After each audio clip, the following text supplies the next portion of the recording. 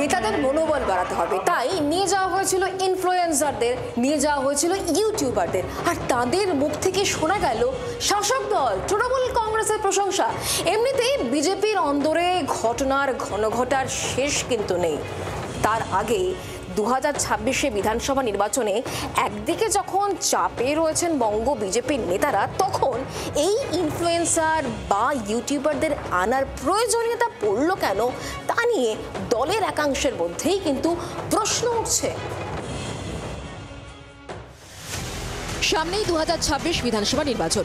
বাংলা জয়ে নানা ধরনের উদ্যোগ বিজেপি, কখনো রীতিমতো উইকলি টেস্ট নেওয়া হচ্ছে গ্রাউন্ড নেতাদের, আবার কখনো নেতাদের মনোবল বাড়াতে সাহায্য নেওয়া হচ্ছে মোটিভেশনাল স্পিকার ও ইউটিউবারদের।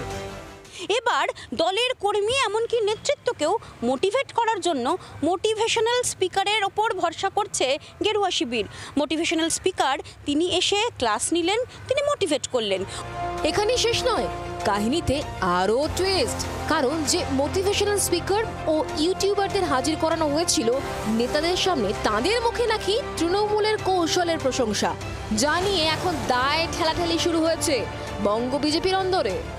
অন্যদিকে সোশ্যাল মিডিয়ায় যারা ইনফ্লুয়েন্সার হিসেবে কাজ করেন বা পরিচিত এমন মানুষজনকে এনে তাদের মতামত নেওয়া হলো, আর তাদের বেশিরভাগ কর্মীদের সামনে এমনকি বঙ্গ বিজেপির নেতৃত্বের সামনে জয়গান গেয়ে গেলেন রাজ্যের শাসক দল তৃণমূল কংগ্রেসেরই, আর যা নিয়েই এই মুহূর্তে প্রশ্ন তুলেছেন বঙ্গ বিজেপির একটা বড় অংশ। কোথায় কোথায় বলুন, ভিডিও দেখেন যে বাইরের স্পিকার কেউ বক্তব্য রাখছে? কোনো বাইরের স্পিকার কেউ বক্তব্য রাখবে না, রাখেও নি, এখনো পর্যন্ত রাখবেও না। মাননীয় প্রধানমন্ত্রী, মাননীয় সর্বভারতীয় সভাপতি, মাননীয় গৃহমন্ত্রী, এরকম আমাদের যারা রাষ্ট্রীয় নেতৃত্ব আছে তারা বক্তব্য রাখবেন।